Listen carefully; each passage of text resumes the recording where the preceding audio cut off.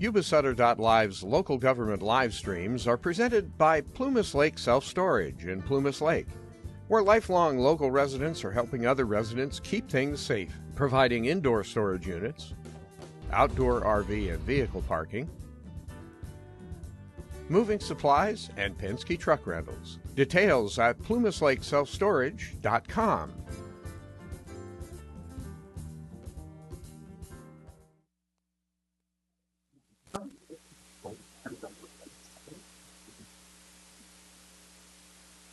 Good evening, board, and good evening, attendees. My name is Eddie Jensen. As you guys know, I am the River Valley Student Board Representative, and I'm just going to give you a little update about what ASB and River Valley has going on. So I'm going to first get into sports. The really big sports event is January 25th. We have a boys basketball game here at River Valley, and the theme is red, white, and blue. The biggest thing that ASB is working on right now is next week is our HOCO week. So Basketball Homecoming Winter Festival. That's kind of what we're looking at. It'll be on Saturday, February 4th from 8 to 10:30. And the theme is going to be Vegas in the Valley. So we're really trying to get cards, dice, spice things up for the kids. But no gambling. No gambling. There we go. Very important. Spirit Week, Monday, we're going to do Trip to Vegas, which is bring a suitcase or any wacky backpack. Tuesday is going to be Mandalay Bay, which is wear any beachwear. Wednesday is Planet Hollywood, which is dress for as your favorite celebrity. Thursday is going to be Circus, which is any wacky wear. And then Friday is going to be Hard Rock, which is your favorite music genre. Going on to clubs, we actually have a couple of club events that have recently happened and are planning to happen. Firstly, Interact. Interact's big volunteer service at the Sutter Crab Feed fundraiser on February 4th from 6 to 9. So all the Interact kids, it's a mandatory event for any Interact member to come and participate and wait at the crab feed. AAPI, they recently sold Candy Grams and Spam Musubi on Monday. Kids loved it. It was really a great time. And then lastly, but not least, Car Club is holding a inter-club meeting this Thursday to talk about the River Valley's first ever Cars and Coffee event on February 18th. As well as that, we talked to the yearbook commissioner, and we have managed to get all clubs a 50% discount on yearbook entry pages. Now, if there's no questions, that is all I have for you guys. Short and sweet. Very good.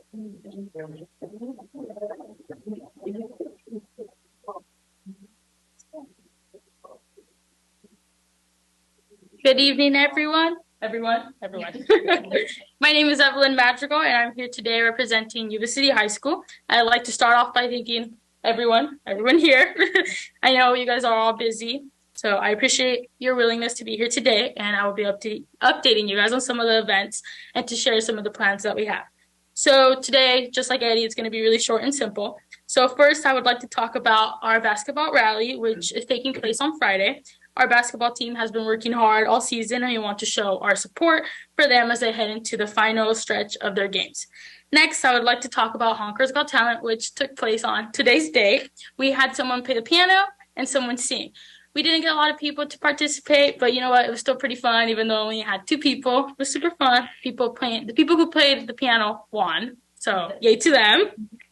And we also have Spirit Week going on this week. Monday was Wear Anything But a Backpack Day. Tuesday is Wear Your Favorite Band or T-shirt artist. Tomorrow is Little White Light Day.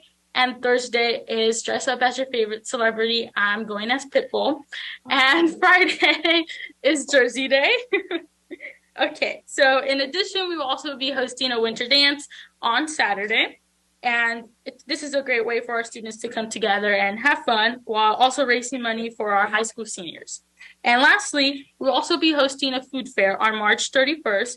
And this event, allows students to learn about different cultures and try different foods from all around the world. If any of you guys are free that day, you guys should come and get a taste of all the different cultures. It is on B Street during lunch, which is from 12:53 to 1:33. So that's the end. In conclusion, thank you all once again for your time and for your commitment to our students and their education.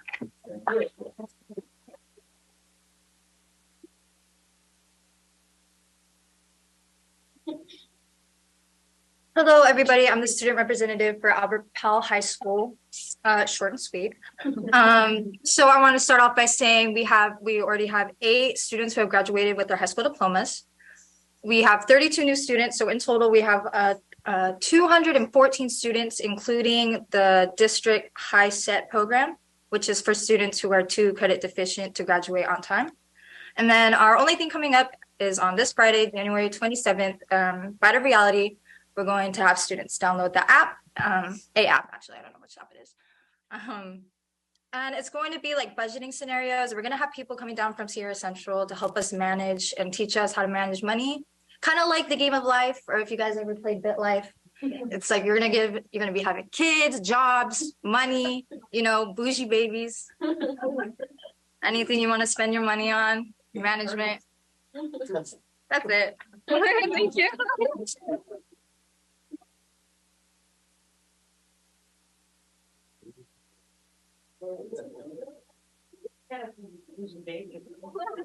Moving on to student recognition.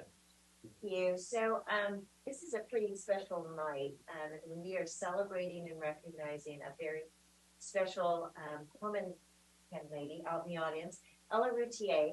And Ella is 13 years as of August 2022, and she is our youngest high school graduate in the history of Yuba City Unified. So I was fortunate to first meet Ella and her mom Cindy when Ella was probably a 3rd or 4th grader at AK, and we were trying to determine how we were going to meet Ella's needs because she was clearly a very advanced student, and wanted to make sure we were balancing her social emotional needs along with her academic needs. So Ella started to take high school classes at the age of 9. So she started at the high school. She started to take Yuba College classes 2 years later. And so Ella is a hard worker. She is a good problem solver. She's very analytical. She's very inquisitive. And I can truly say, even though she's 13 years of age, she is a true life learner. And I know she will continue to be a lifelong learner. She's an avid reader.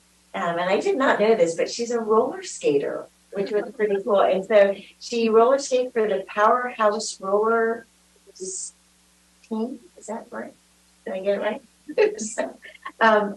Ella took the SAT, the Scholastic Aptitude Test, and she scored an overall 1490 and placed her in the 99th percentile. In the evidence-based reading and writing, she scored a 710, which placed her at the 97th percentile. And in math, one of her favorite subjects, she scored a 780, which also placed her at the 99th percentile.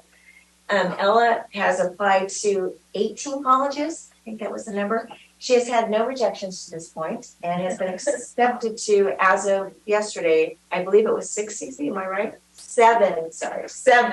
And one of the schools that she's been accepted to is Texas A&M. So she, as you can tell, is a very talented young lady. And so we wanted to celebrate Ella as she's earned her high school diploma, earned college credits.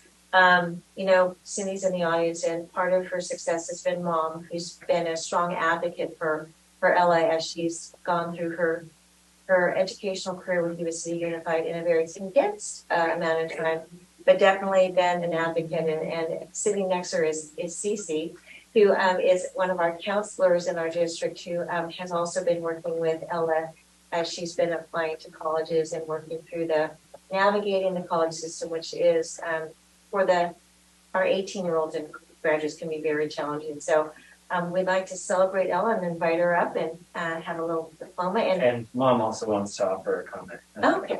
Thanks for that. So, Yes. Let me make sure I did. Hopefully I got all the information accurate.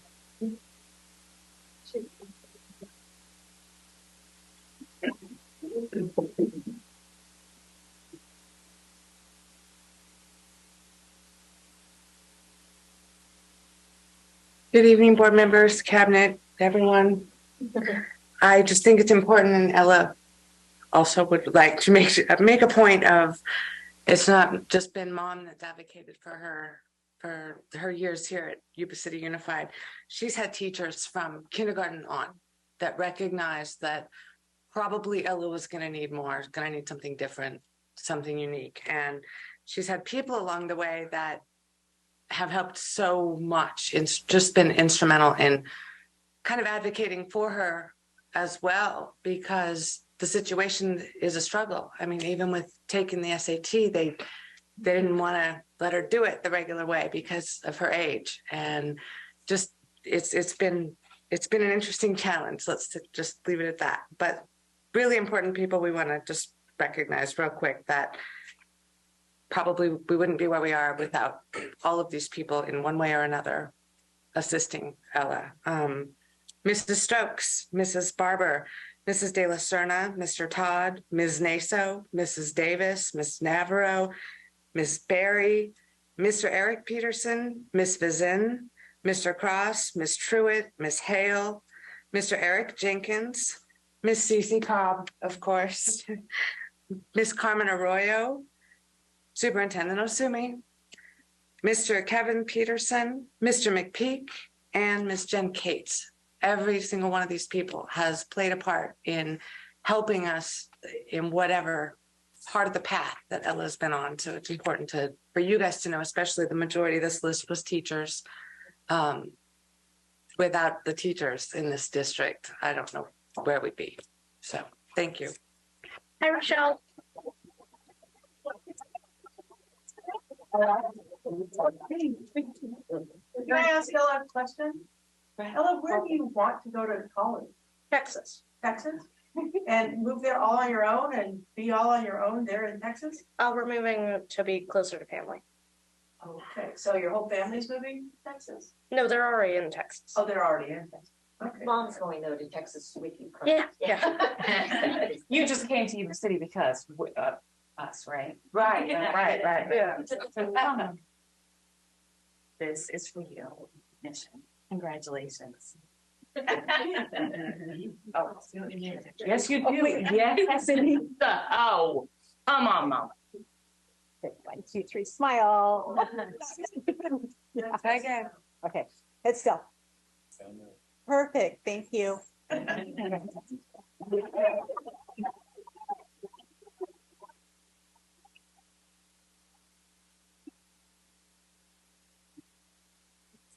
Congratulations.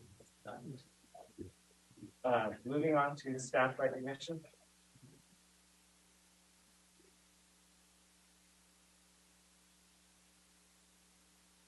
I do want to comment that I know that I say the same thing when I come up here for staff recognition, but remember that it's a first time and only time for some of our staff to hear what I'm about to say. So thank you for tolerating it again. And the best part of hearing about Ella was watching your faces. Yeah.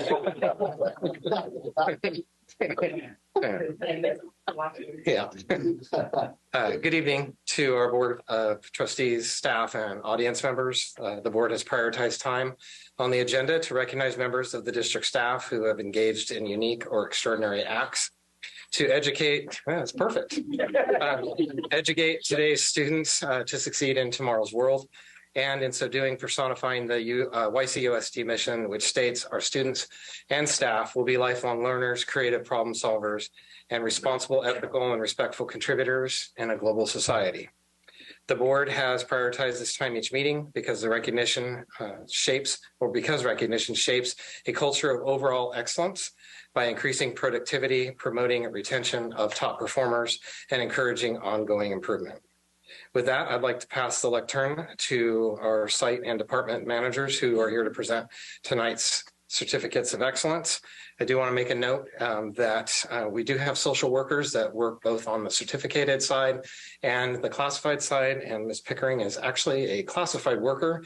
Our CSEA president, who I don't see here this evening, scolded me for getting that wrong. So I just want to make sure that you know that when we hear about Ms. Pickering, that we all understand she's a classified social worker for our district.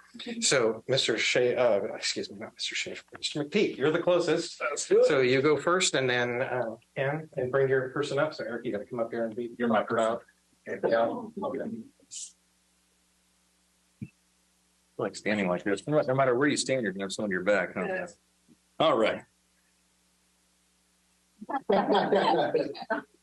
Here we go. I'll take that. All right, my name is Lee McPeak. I'm the principal at River Valley High School. It's an absolute honor to do my job every day.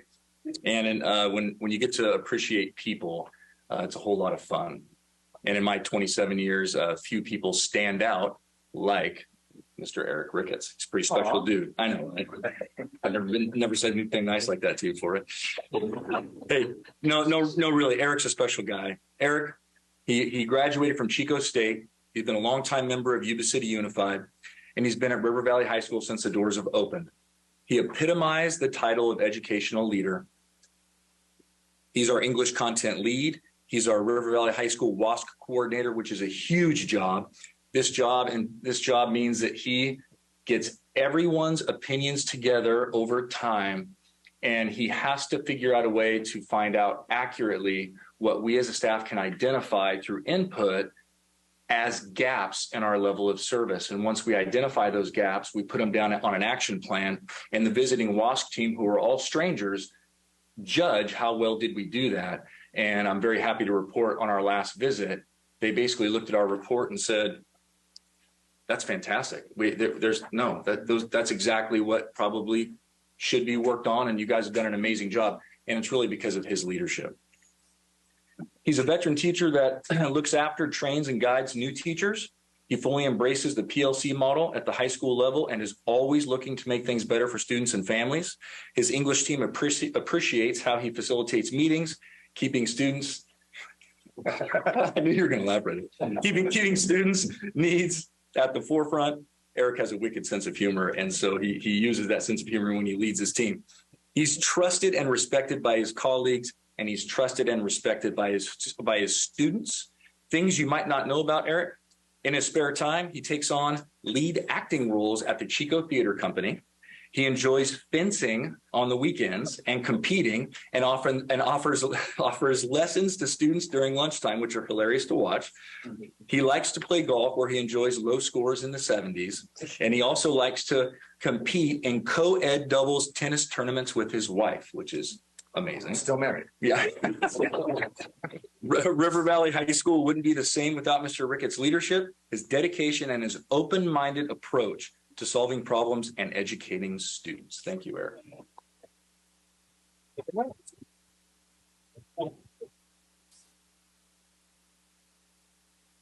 He survived Niccolo for 3 semesters, which is the most impressive feat. Do you want to get in here? I'll be on this side. Still owns the record for lowest score on a timed ride. No. No, you got a -2.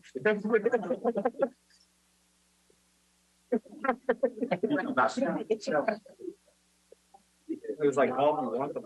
No, that's not the way I want it. Perfect, thank you.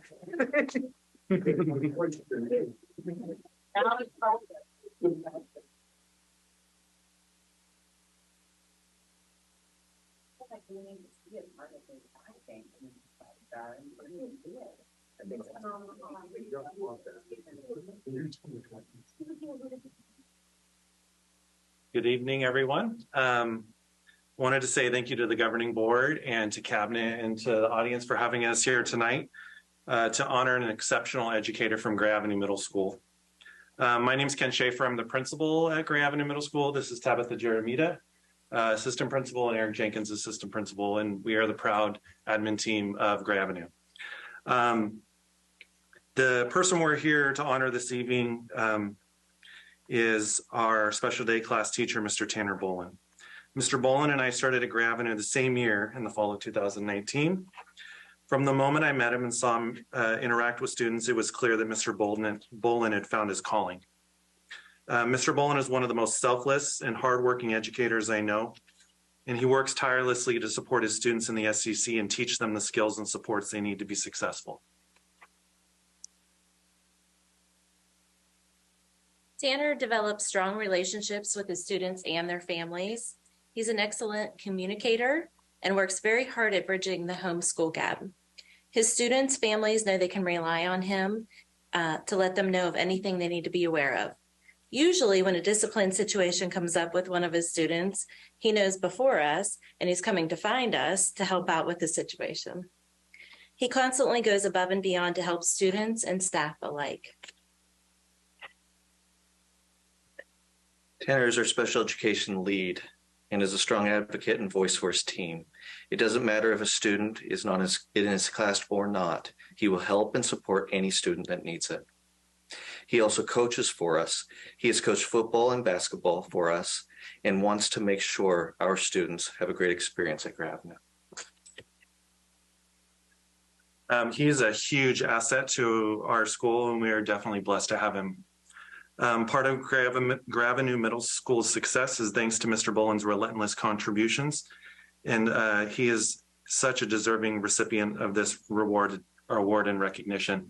So congratulations, Mr. Boland. Thank you for everything.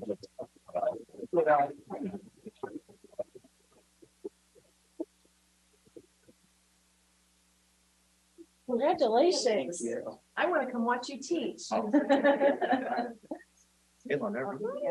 Good to see you. Give me hugs.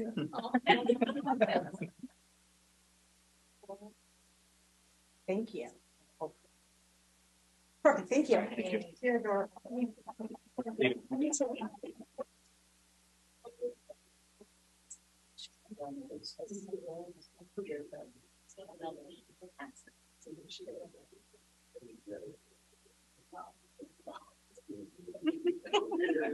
Good evening, school board, cabinet, audience.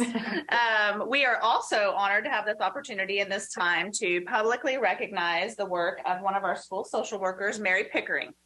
Mary has been, this is her 6th year. I thought 5th, 6th year that we've had school social workers in our district, which if you look around other districts, neighboring districts, unprecedented. She was one of our original social workers when we said, there's a need. And she stepped up and said, oh, I know about that need and I can help with that.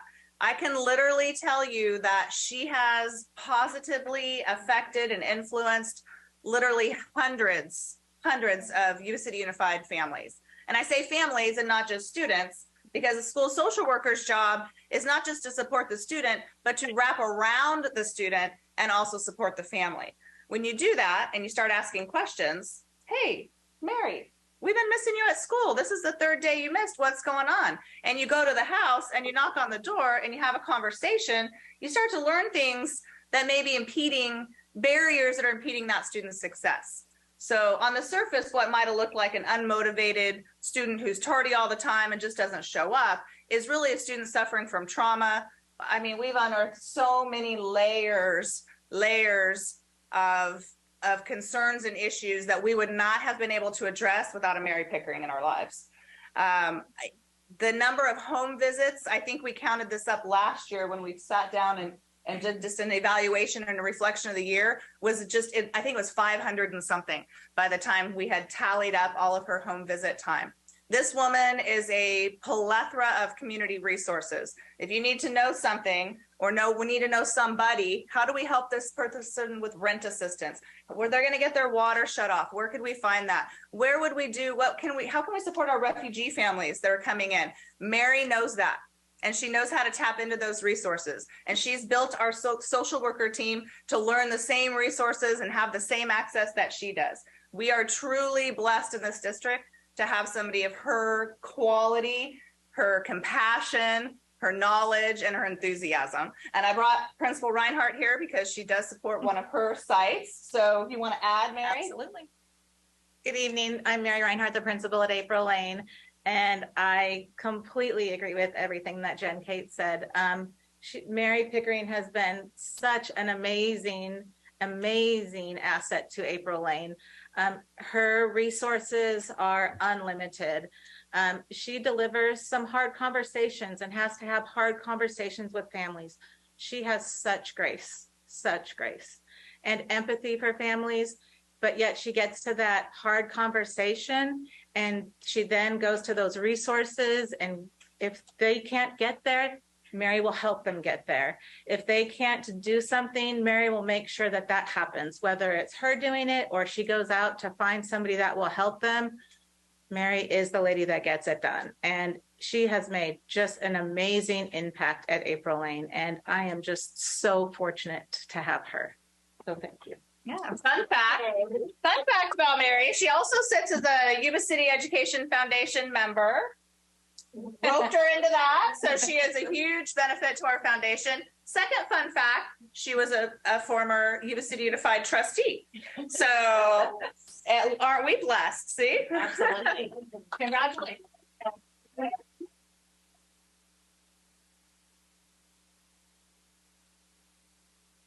Hello, Shelley. You. How are you? Good. Yeah. He was my student. I know. Make us look good. I went down. Skinny filter. Thank you very much. Thank you. Oh. Yeah. Let's see him. Yeah. Cool.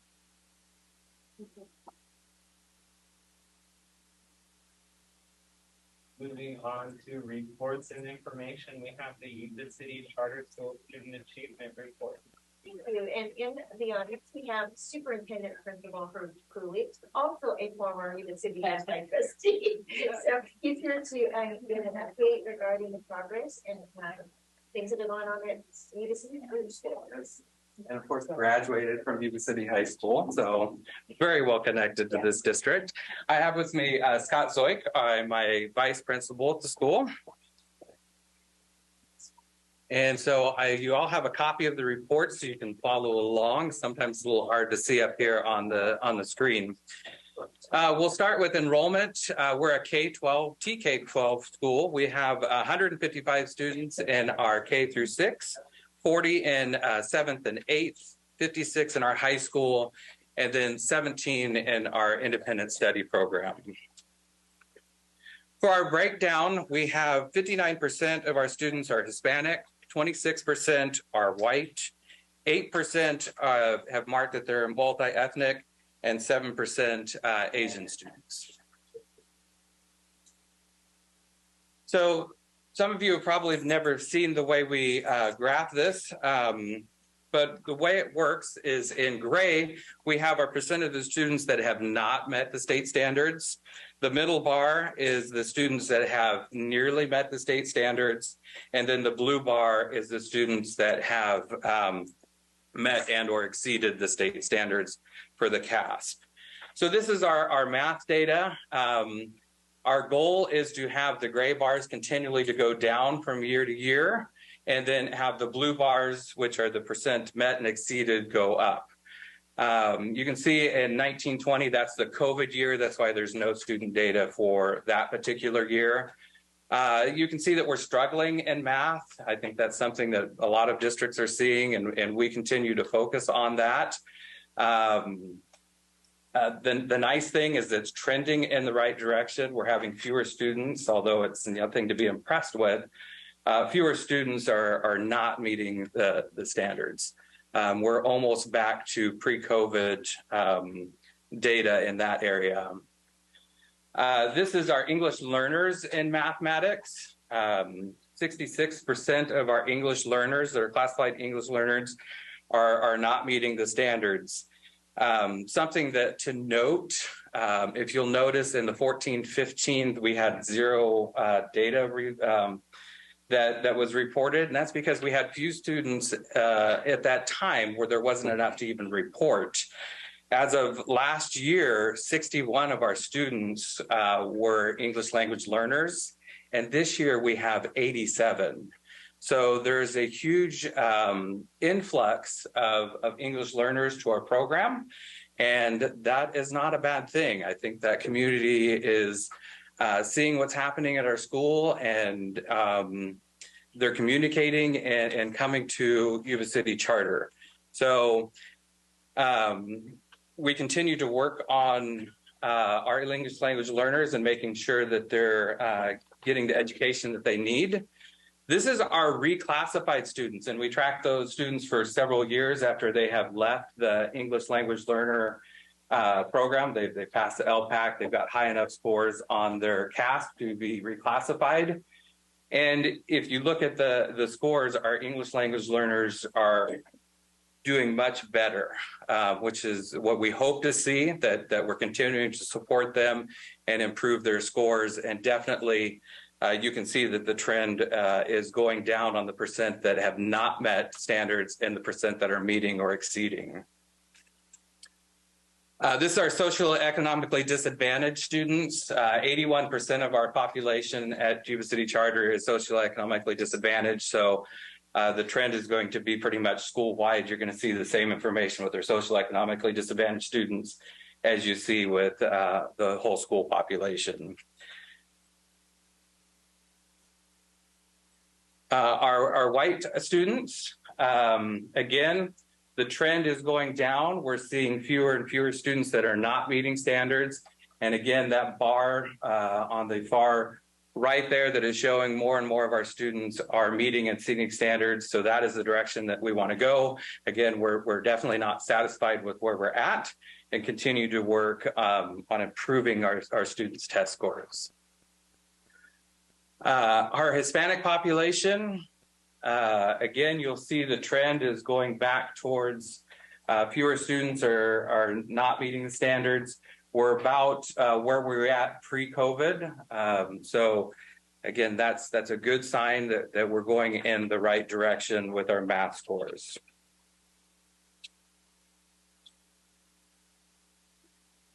For males, we have kind of an interesting situation here with math. You can see that 30% of the males are meeting or exceeding in our math scores. And when you compare that to females, unfortunately, the females at the school are not trending as well as the males. And so we're doing a deep dive trying to figure out what exactly is happening there, because we shouldn't see that. And it's concerning to us, and we're trying to figure out if there's, what is happening there.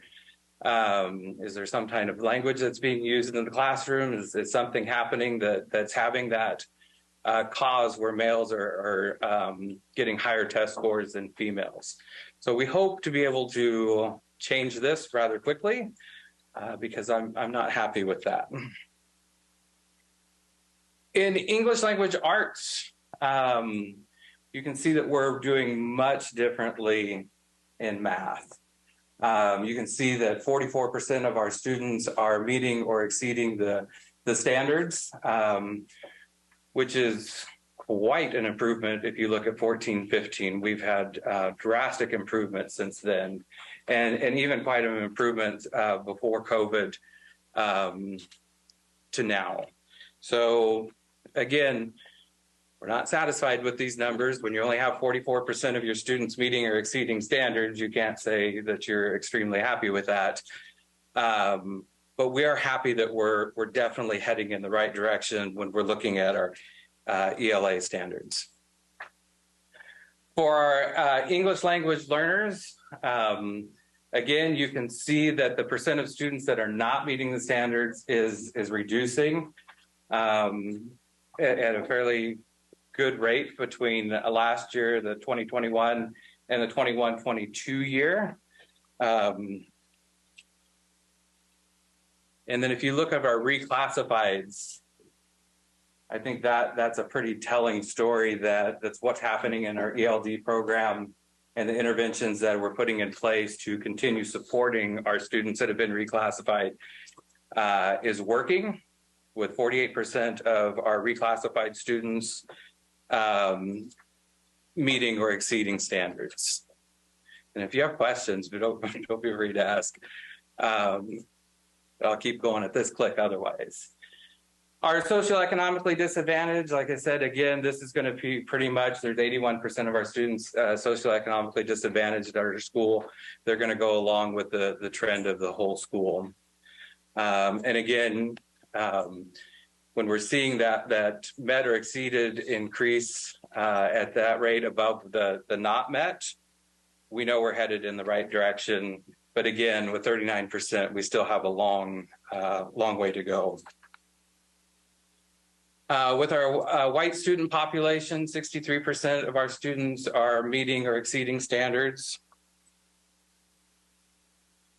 With our Hispanic population, 30% of our students are meeting and exceeding standards. And again, you see that that green bar is increasing, and that's the direction we want to see that trend continue to go upwards.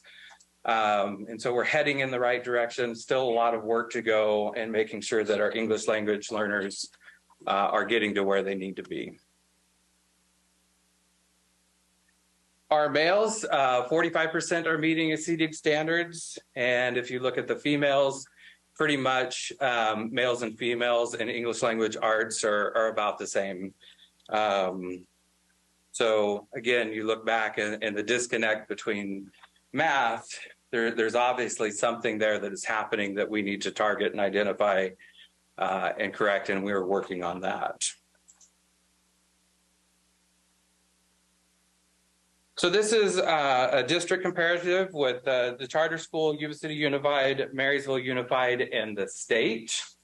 So if you look at our math, we're fairly comparable with Marysville Unified, but again, we are way below the state and where the state average is for students in meeting the standards. So this bar is the number of students meeting or exceeding standards in mathematics.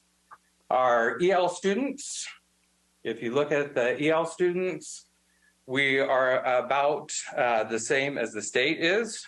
So again, at 9%, that's nothing to be proud of. But it's definitely an area we continue to target and work on improving student learning outcomes.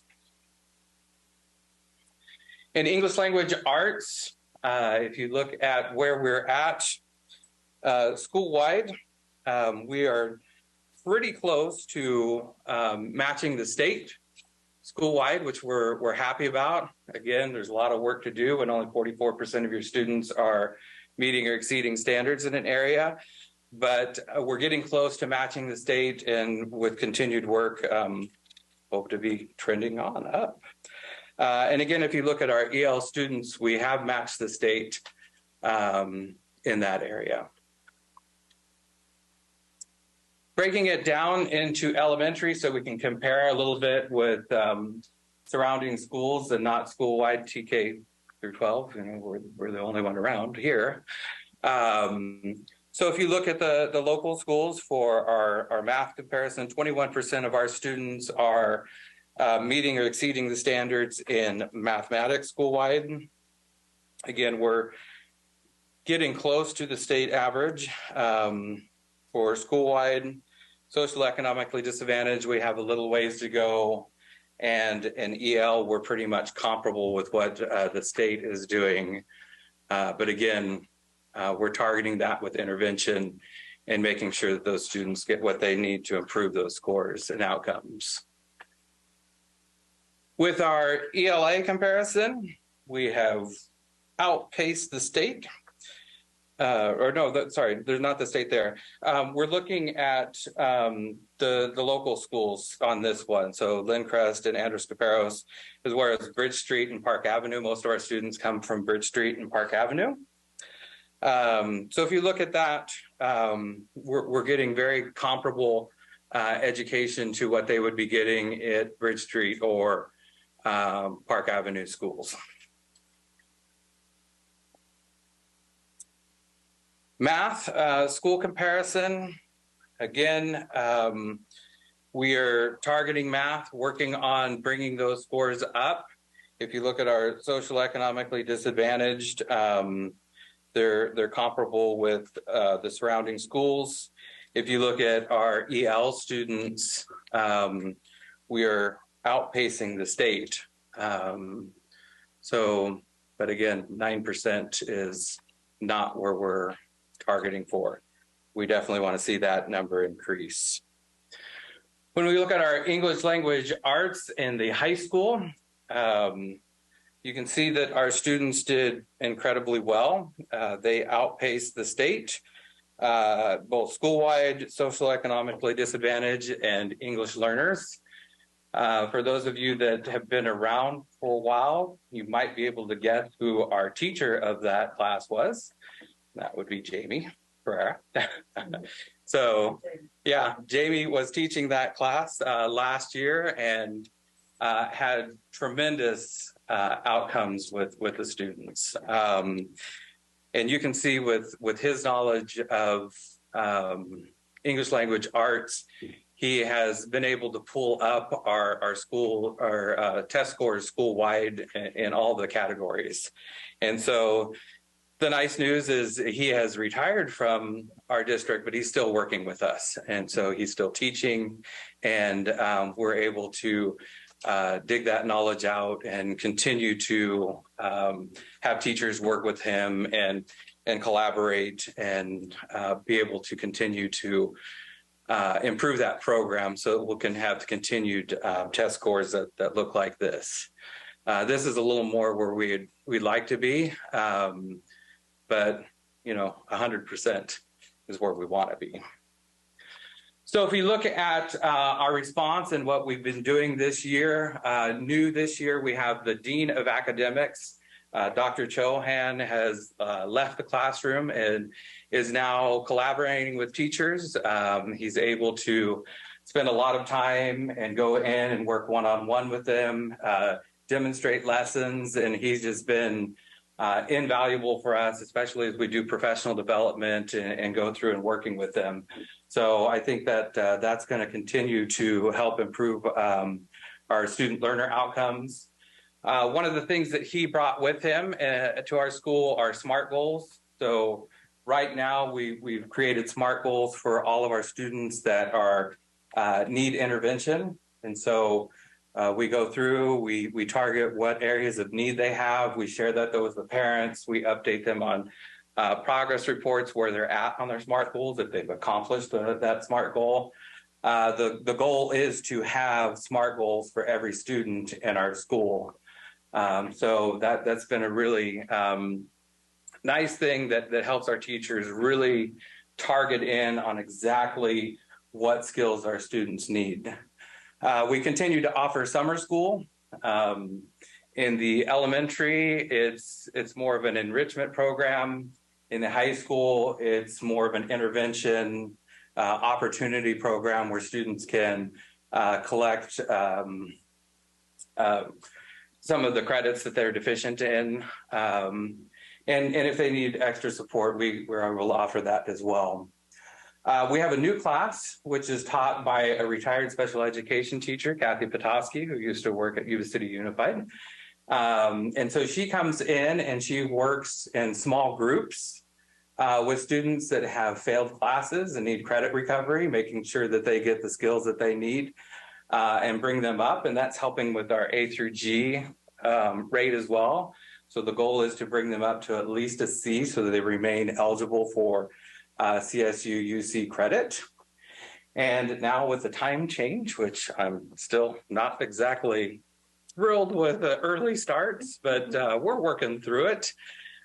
We have before school intervention instead of after school intervention. That's a little trickier to get students there to school earlier. When you have them captive audience, after school is much better. But we're working through that, and we have our before school intervention program. So there's the State of the Union for Yuba City Charter School. Are there any questions? Thank you for your detailed charts. I really appreciate where you compared them to the different schools. It brings your data into perspective. So I really appreciate that. Thank you. Yeah, this is the format that Jamie brought forward, and I think it's worked pretty well in being able to see where we stand, and especially being a school of choice, seeing what the comparatives are. Thank you. All right. Well, thank you for letting me come in and share that with you. And have a good evening. Moving on to comments from the public, items not on the agenda. To items not appearing on the agenda, the Brown Act, specifically Government Code Section 54954.2, provides that no action or discussion shall be taken on any item unless it is adequately described in a timely posted agenda. Accordingly, though the public may comment on matters within the board's jurisdiction that does not appear on the agenda. The board cannot respond to such comments without running the risk of deliberating or initiating discussion on topics not properly before the board. Given the prohibitions set forth in the Brown Act and the risk associated with responding to public comments, the board does not respond to the community's questions or comments. The board will respect the rights of the public to express their viewpoints on matters within the board's jurisdiction. However, comments that are defamatory or that violate the privacy rights of any students or individual may not be protected by law. The board shall not permit any disturbance or willful interruption of board meetings. Mr. Lewis. Thank you.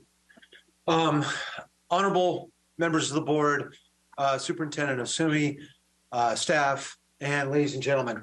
I'm here to talk to you about student mental health, as I have been many, many times in prior meetings. Those of you who are just recently elected to the board, looking backward, I started a series of visits to the board and quick visits to the podium to try and bring awareness of student mental health needs, the crisis in mental health needs for our students, specifically Yuba City High School where I teach. So that's the background. Where are we now with this? I started out just a fervent, heartfelt, deep in my bones desire to want to do something because of the very difficult situations that so many of my colleagues in the English department were bringing forward in our meetings. I just felt I had to do something, and so that was the impetus to bring me here. And I can now say that this whole effort has now launched what is at Yuba City High School the Student Mental Health Alliance, and it is an entirely grassroots student-run organization that is now organized and moved forward by students. They have an Instagram presence. There's a Google Classroom page that I've set up that is now populated with staff, students. We are opening this entire effort to participation by members of the community, parents, students, staff, teachers. Anybody who wants to join can join the classroom page. Anybody who wants to join can monitor and participate in the Instagram presence and can sign a petition. The students have created a petition, which is going to eventually be presented to this board. And spoiler alert, the petition is going to be requesting that this board find a way to have staff hire and retain licensed mental health professionals to provide on-demand mental health services for all students on our campus that need it and want it. So we're talking about licensed therapists on our campus. That's what I've been hoping for, and the students have now taken this up. They want this. They really want this.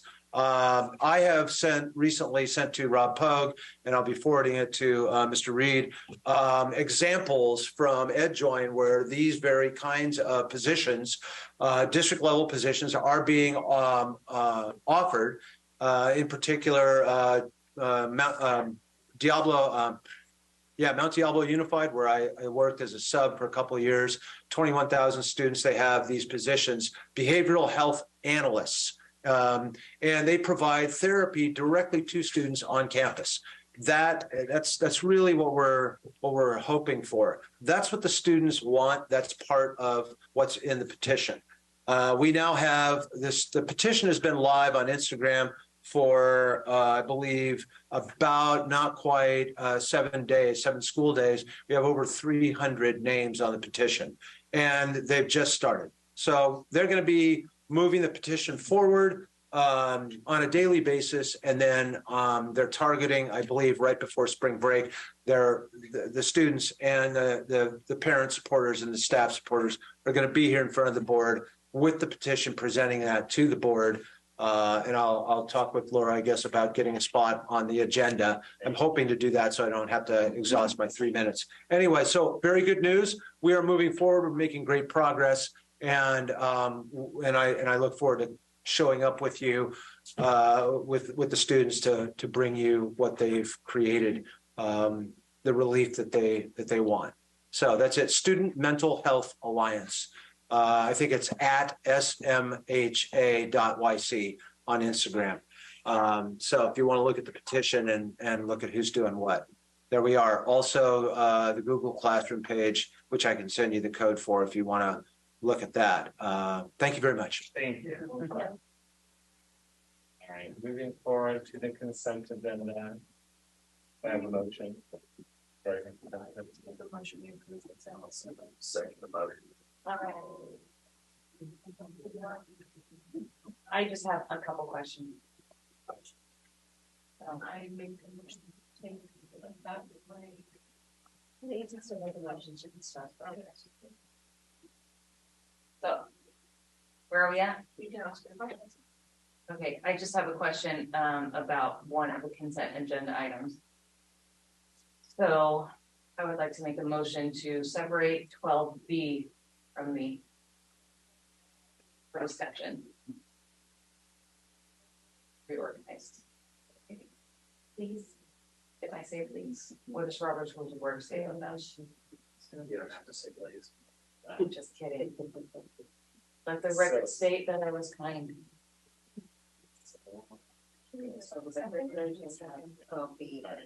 So yeah, I'm gonna go ahead and vote on the first motion on a motion by member Damius, second by member Quilty. All those in favor? Aye. Any opposed? Nay. Okay. Vote 6-1 with opposition by member Ciociola. The motion carries. All right. Moving on to action 13A, student cases. I'll second that one. On a motion by member Damian, second by member Pretty to approve is discussing closed session. All those in favor? Aye. Any opposed? Hearing none. Audit report for fiscal year 21-22. Yes, so we do have our audit report, and I believe we have a member of Crow here. Thank you very much. I will let her introduce herself. Hi, everyone. Thank you for having me. My name is Moran Murphy. I'm a senior staff at Crow, and we perform the annual audit of the district. So I know you don't have paper copies, but if you have a PDF open on your computer, our audit results are summarized on page 82, and that's sort of what I'm going to go over briefly tonight.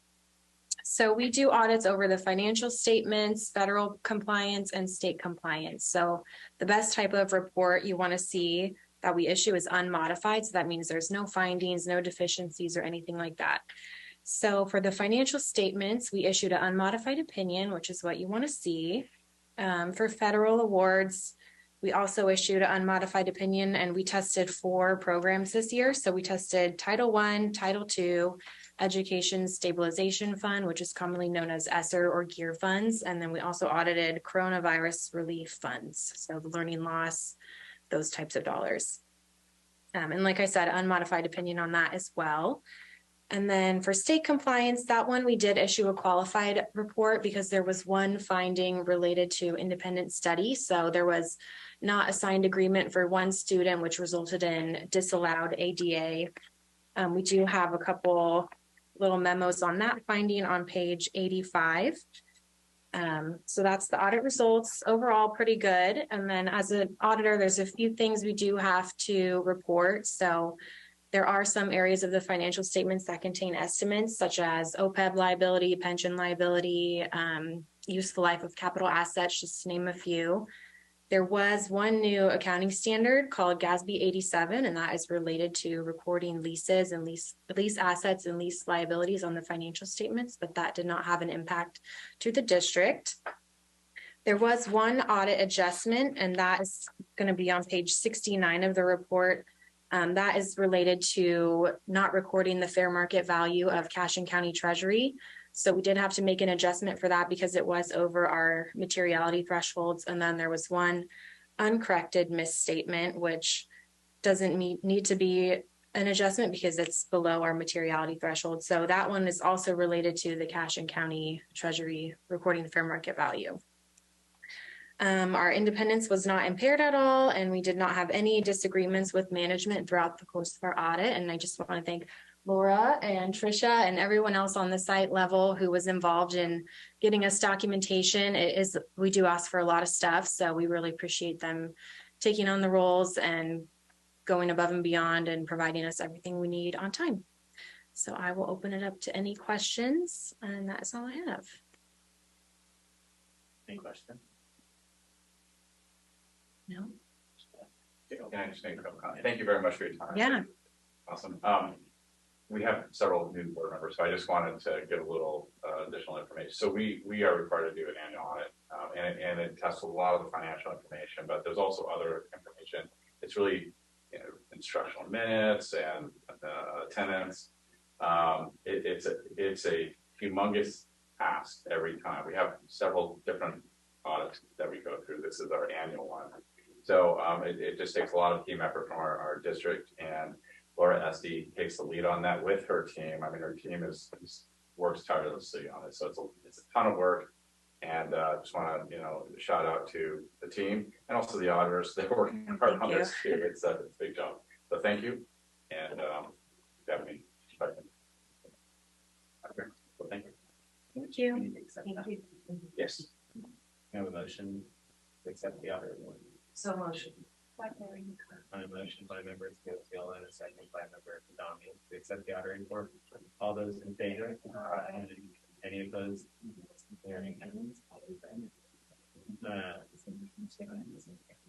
On the first reading and consideration for approval of board policy 331-125 procurement for federal awards. So this is the first reading, so there's no urgency or is there urgency? So let me ask, if you don't mind, Laura, how quickly do we need to get the federal award contracts updated today, or can we wait 2 weeks? Well, they're coming for that audit in a couple weeks, so we want to have that for So- them. We've already done the pre-audit. That was finished last week. Right. So ideally, if we could get it approved tonight, that's not the normal course. When we have board policy, often there's a lot of changes and it takes a little time to digest and discuss if needed. This is just a matter of updating a limit as far as our contracts due to inflationary adjustments. So it's really no material effect to the board policy. So if the board is willing, I would recommend that we move forward with it. Can I ask a question? So you're asking to go from, explain this a little bit. So right at your current time, you can go up to 99,100. Okay. And the inflationary adjustment is up to 109,300. Okay, but that's like without having to wait for a board meeting and all of that kind of stuff, right? Is that accurate? So the request is that we ask that you waive the second reading. So that I understood that. I'm just asking what this board policy actually does, just to make sure, just to put it in layman's terms. So that is absolutely, so we don't have to go out to bid prior to making the purchase. So we can make the purchase. Everything comes through the board for ratification, Right. every expense. But as long as it doesn't go over this amount, then you can go ahead and make the We purchase. can move forward with this. Okay. Yeah, I just wanted to make sure I understood that. absolutely.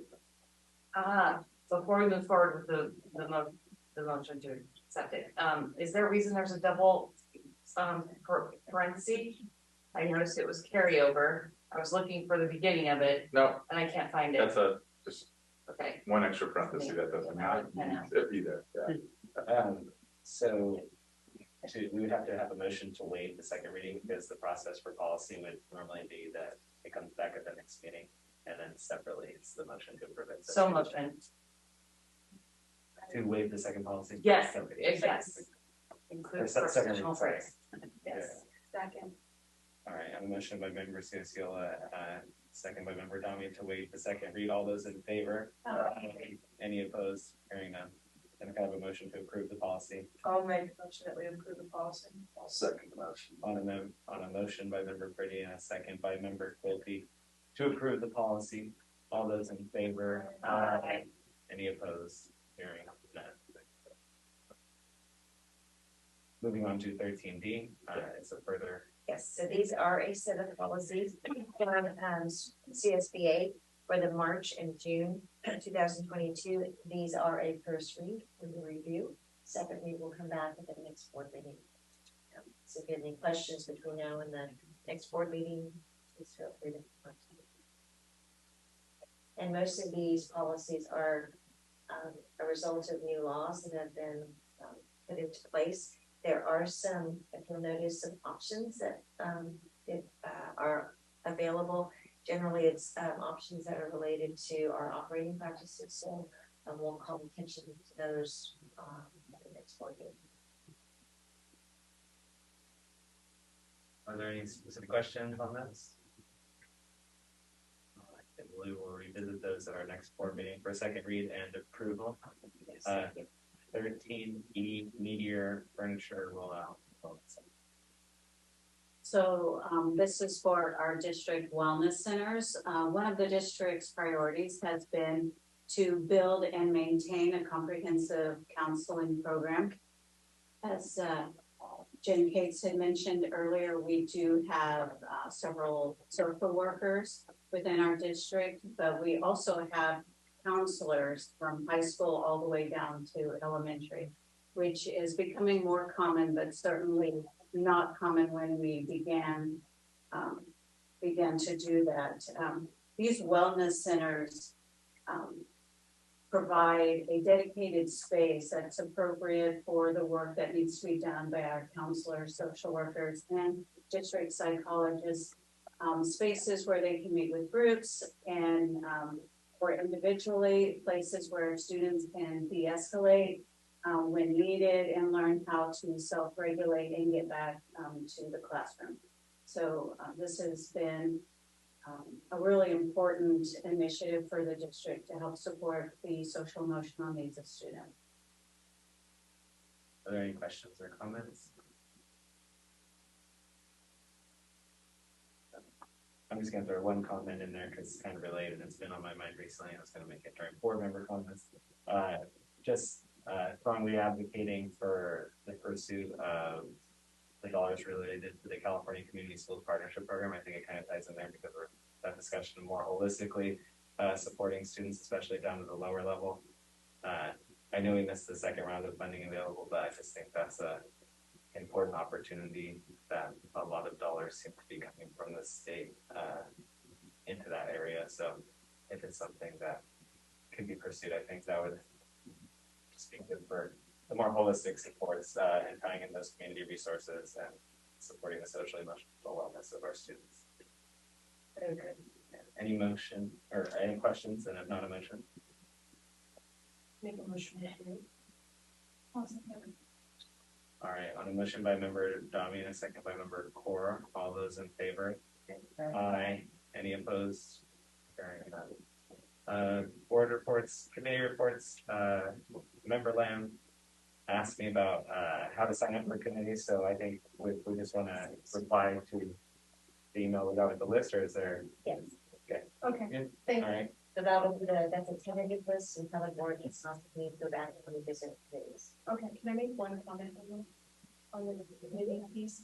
I did take a look at the committees that I was signed up for, and to be honest with you, I didn't know 2 of them because we haven't met in 2 years. And so when I saw on there that it says on an as needed basis, I kind of feel, and I'm like input from the rest of the board, I feel like there should be a dedicated cycle in which you meet, even if it's like, hey, we're doing great, just the lay of the land. I don't think it should be on an as needed basis where it turns into 2+ years. Yeah, and I think that would be the direction of the board in terms of those committees. I think there was conversation regarding the need for some of the committees, and I think that's why we will need to review them and see if you feel that they're still needed. But we just need more direction.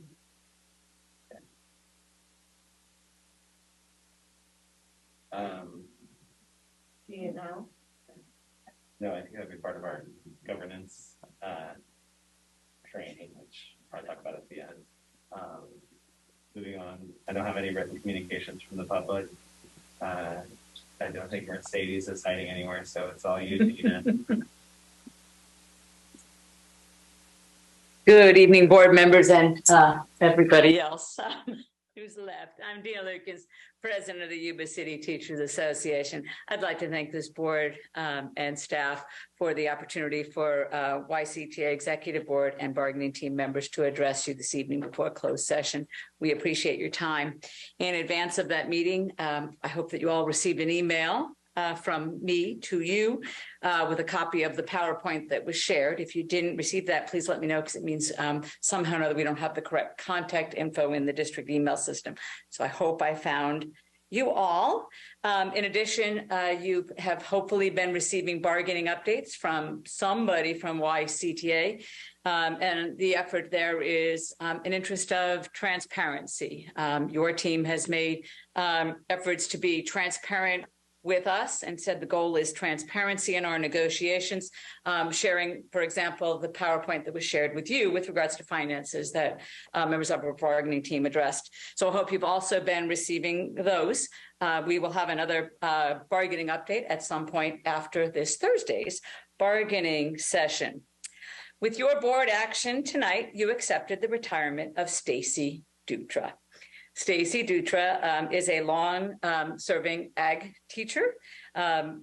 Yuba City, YC and RV has built a very strong agricultural program in our agricultural community, and that is due in part to great ag teachers here at Yuba City.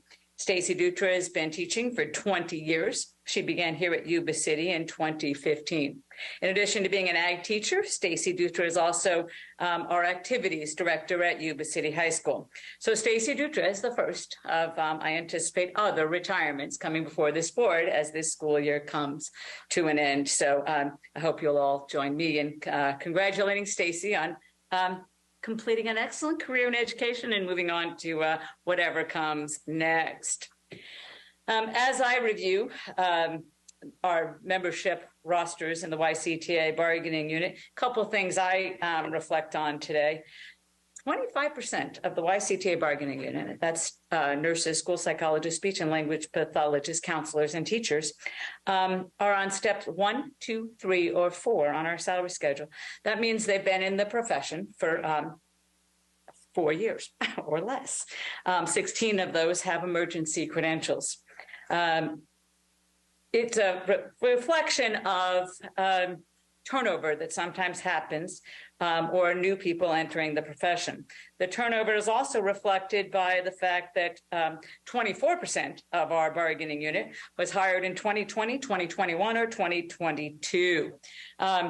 Our team did a great job today, I think, in presenting to you a strong case for why it is critical that we attract and retain great educators for students at Yuba City. Every student deserves a great teacher in their classroom. To give you one other negotiation update from around our area, Live Oak has made it clear that teachers are a high priority in Live Oak. Live Oak, before the school year started, settled their salary schedule for an 8.5% salary increase, an increase in their cap, and have already settled next year for whatever the funded COLA is. That will be somewhere over 8% if all anticipations are correct. So we applaud our neighbors to the north who have negotiated already for both this year and next year. Great way to recruit and retain teachers is to have negotiations settled. So we hope that tonight you have given direction to your bargaining team, and we hope that on Thursday we will negotiate a way to do the same here at Yuba City Unified. I do want to address our invitations to you. We look forward to meeting with you in the near future. There was a short turnaround between that last board meeting and this one, and it included negotiations. So we're continuing to look for a time, but we would love to continue conversations with you as a group, individually. Please don't hesitate to reach out to us, and we will reach out to you. Thank you. Have a great evening. Comments from board members? I have a few. Nobody else will come first. Oh, yeah. I apologize. I was I'm newly appointed to one of the charters, Twin Rivers Charter, and I apologize. I was not able to make the last meeting. it happened the very next day. And I found out like an hour and a half if I had an allergist appointment. But I do plan on being at the upcoming ones. And if there's ever a reason why I should not, I will reach out to board members to see if there's somebody that can represent. So I apologize for that. I wanted to make that clear. The other thing, I was just writing down notes, and Doreen, we did address some of them. I like, for example, the committees, but I also do agree. I see there being a need for alignment with board priorities and committees.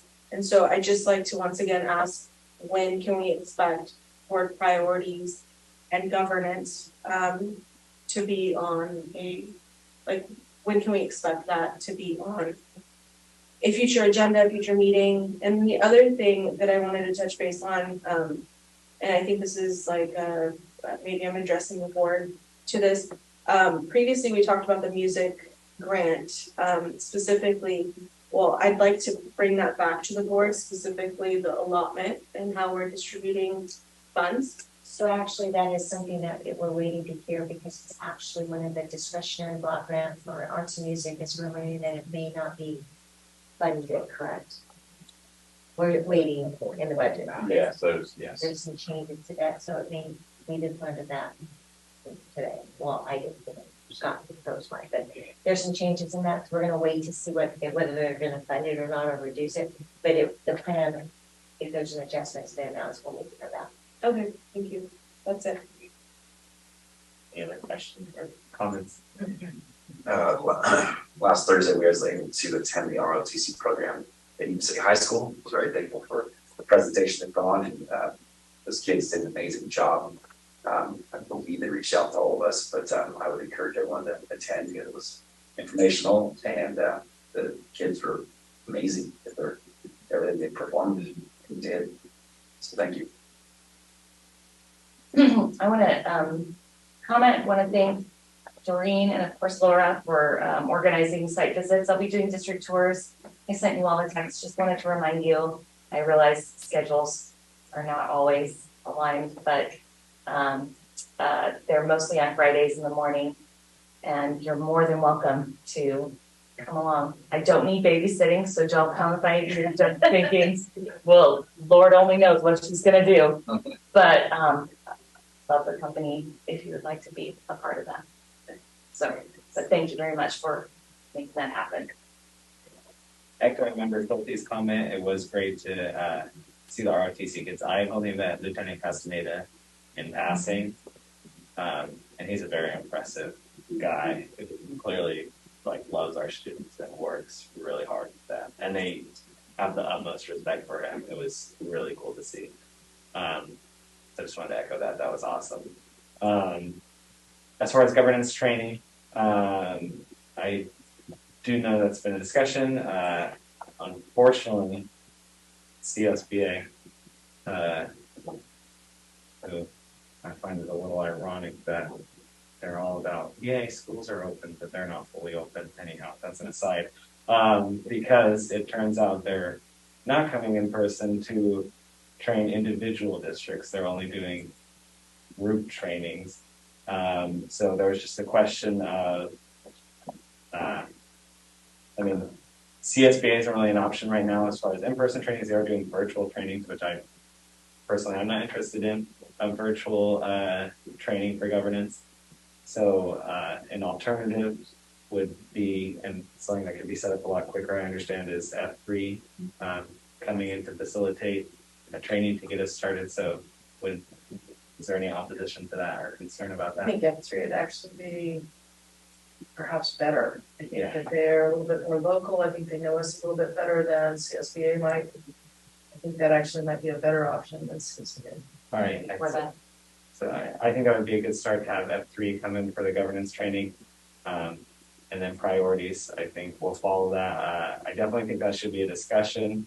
I heard at CSBA, I don't remember their exact language, but it was something about if you have more than 3 priorities, you don't have priorities, you have, and then you have some derogatory term for it. I don't remember. And we have, what number we have? 18 or 17 or something. So we're a little past the 3s. like to, so I can work with, our legal team to get the method of governance. I would like to, suggest we go ahead and get, along with that training, a government priority, meeting. I don't know that we should do it together, but we also have the governance training on Thursday that is being hosted by the county office. And I believe Debbie Pearson, a former superintendent of Wheaton Elementary School District, is going to be providing that along with the attorney. So that will be one piece. Some of you have attended the new board member training. Some of you are signed up for other CSB training, but it's virtual. I think, remember, Domina, you signed up for one. And so, but I'd say we go ahead and get those on the books, so we'll start to survey you regarding both meetings. And then, so it's on the books. Does that seem reasonable? Yeah. Get the training scheduled, and then also government, board priorities. Yeah. So, Yes. how are you? Board priorities. Just to kind of piggyback on that, I know we had discussed, as I think Cabinet had brought it forward, about having like mini study sessions to kind of give us the lay of the land, maybe per department. And then we kind of talked about that. We can certainly do that too if you'd like to. We can work on scheduling those departments and the information and pursuing the Zoom call. Yeah. Speaking of scheduling, I need to be completely transparent. I will be out of town from February 13th to March 6th. So I will Zoom in on the February 14th and the February 28th meeting, but I will not be physically present. So did you see, Shelley, February 13th through March 6th? Yes. She's going to Hawaii. Thanks for outing me there, dude. Mr. But you will participate, yeah. I will participate via Zoom from Nolan and I. It's an unexcused absence, Shelley. Sorry. You know, I have to help my elderly parents. Okay. Make sure you're Sacrifice. You're a sacrifice. No, they let the record show.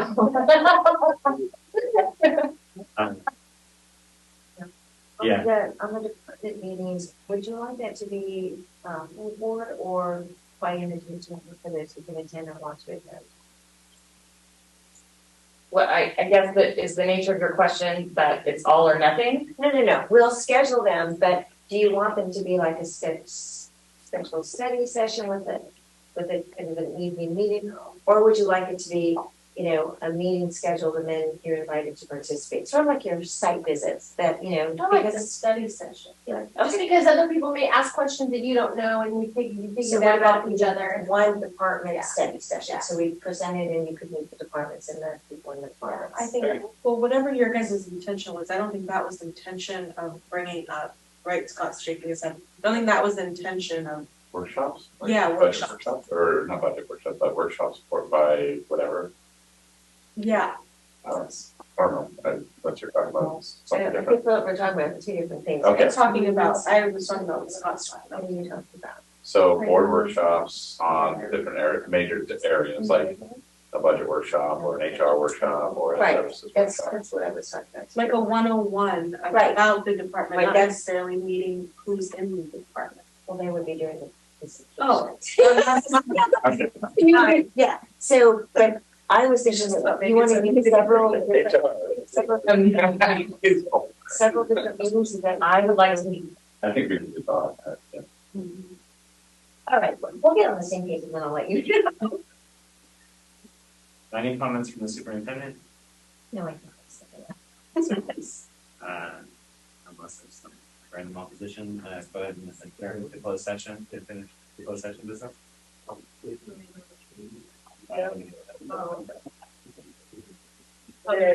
gonna wait around. Y'all have a good evening. How are you guys doing? You made it to the end. Yuba-Sutter.live's local government live streams are presented by Plumas Lake Self-Storage in Plumas Lake, where lifelong local residents are helping other residents keep things safe, providing indoor storage units, outdoor RV and vehicle parking, moving supplies, and Penske truck rentals. Details at plumaslakeselfstorage.com.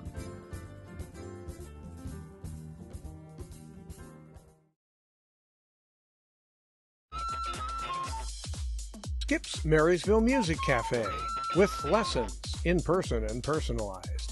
Instruments including guitars and amps. horns, strings for instruments, and a myriad of music and sound equipment. Skip's Marysville Music Cafe.